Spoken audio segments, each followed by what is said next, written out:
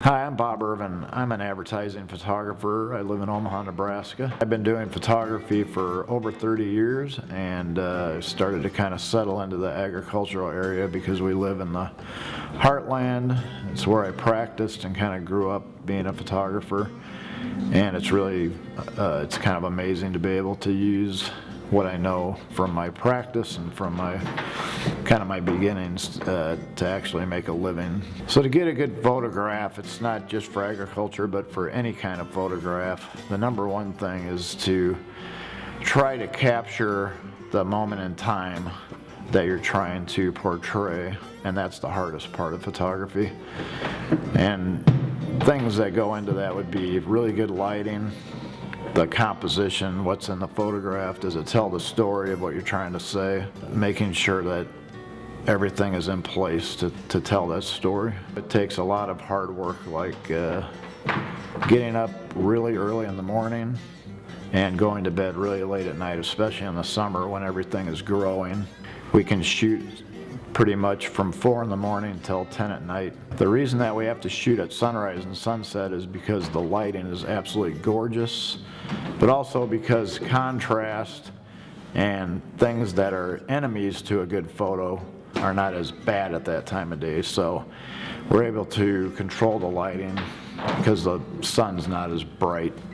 And this time of year it gets bright really fast, so you don't get a lot of time. So we're rushing around. We have to have a really good plan when we start before we take the photo, because you don't have enough time to think. Actually, it's kind of like you just react. So we do a lot of planning ahead of time by talking to the client about what the story of the ad is. And as soon as the light's right, you got to make sure that your subject matter is in a good mood and ready to go, understands what's going on. Usually it's a grower or a person that's like doing a testimonial, or talking about the company that they work for or another company that they use to buy seed or fertilizer. By the time you get all that done and the light hits right and it's the right time of day and everything works, you get a great shot. Then there's the other kind of photographs we do, which would be photos that look like they're in action, like something's really happening, and we have to kind of set up those scenarios, like maybe two guys walking and talking to each other, or somebody getting up on a tractor, or any kind of shots like that. We have to kind of come up with a shot list, and we try to follow the shot list as much as we can throughout the good light in the morning or the evening. But we also try to think of things on the fly too. So for instance, maybe somebody riding a four-wheeler, whatever it might be. There's just so many really cool things you can shoot in the ag industry. People look at the visual first and then they read.